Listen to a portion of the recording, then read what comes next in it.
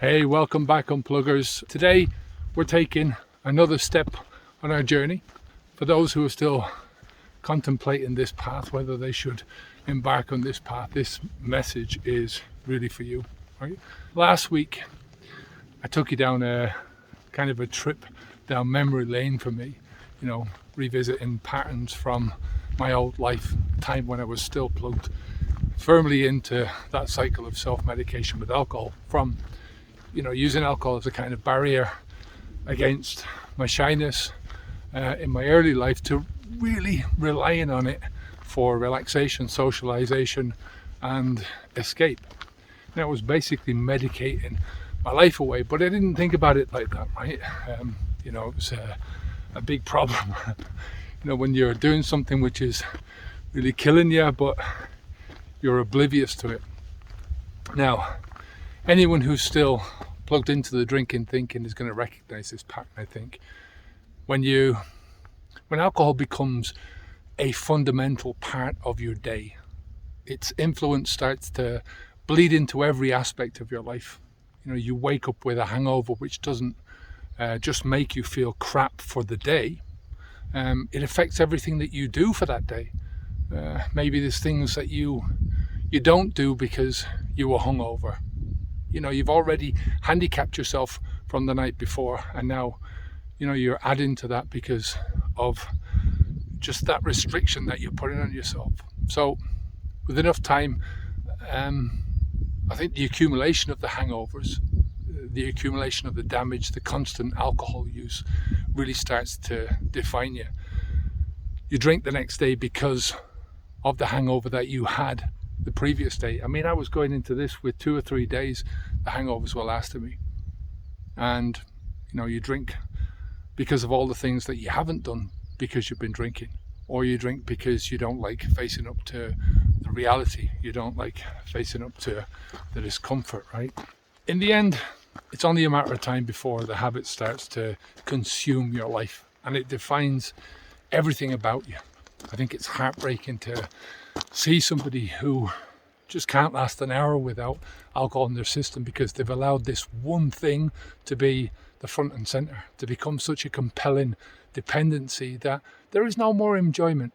There's only misery, and it starts to really define them completely. Remember, it's not about the quantity that you drink. People think that just because they don't drink a huge amount that they're immune to this downfall. As soon as you start drinking this stuff, you're already on that slide.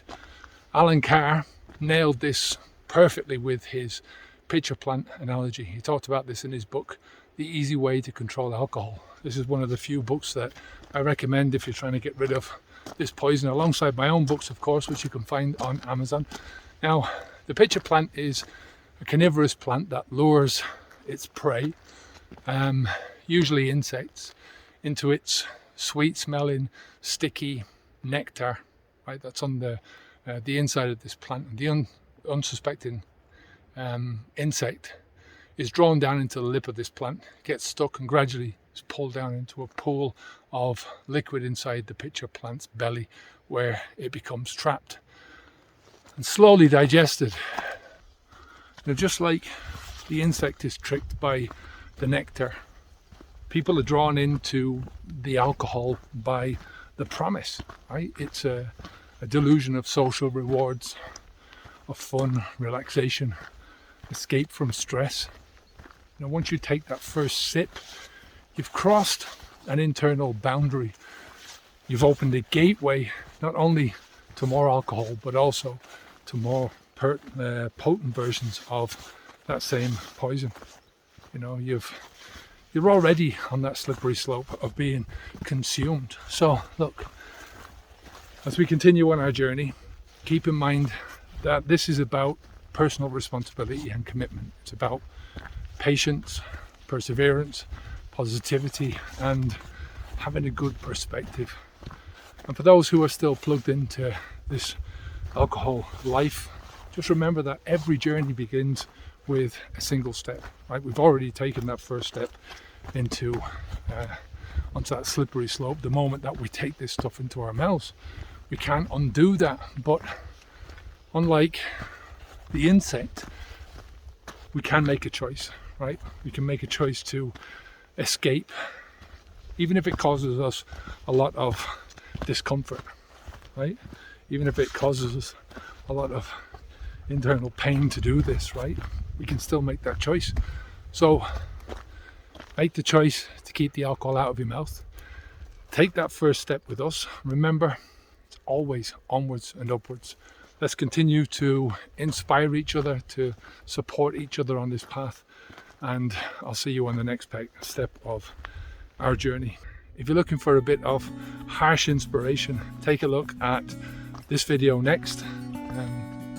About the harsh reality of alcohol's dark path. Take care of yourself, and I'll speak to you soon. Onwards and upwards.